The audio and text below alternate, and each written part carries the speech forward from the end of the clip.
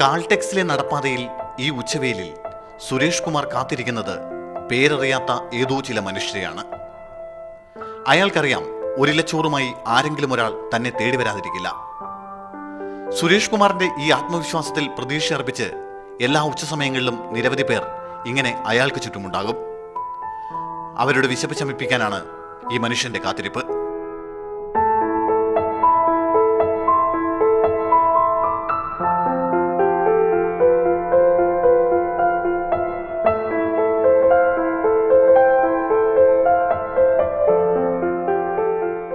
കഴിഞ്ഞ 9 വർഷത്തിലേറെയായി സുരേഷിന്റെ പ്രതീക്ഷ നിറഞ്ഞ ഈ കാത്തിരിപ്പാണ് നഗരത്തിലെത്തുന്ന നൂറുകണക്കിന് അഗതികളെ അന്നമൂട്ടുന്നത്.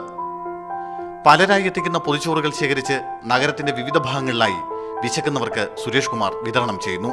എത്രയോ പൈസ ഉള്ളതും വിദ്യാഭ്യാസമുള്ളതും എല്ലാ കക്ഷികളെയും കണ്ടിട്ട് നോക്കുമ്പം ഓരോ വിഷമം മാനസികമായിട്ട് പല വിഷമം വരുമ്പം ഒരു നേരത്തെ ഭക്ഷണം കൊടുക്കാൻ വീട്ടുകാർ വരെ ഉണ്ടാവില്ല, പിന്നെ കൂടെയുള്ളവരും ഉണ്ടാവില്ല.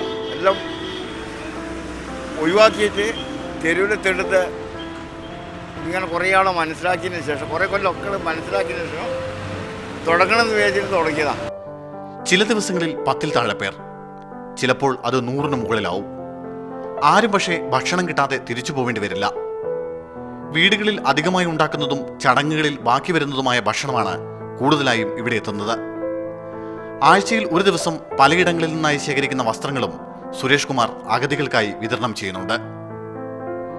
മീഡിയ 1 കണ്ണൂർ.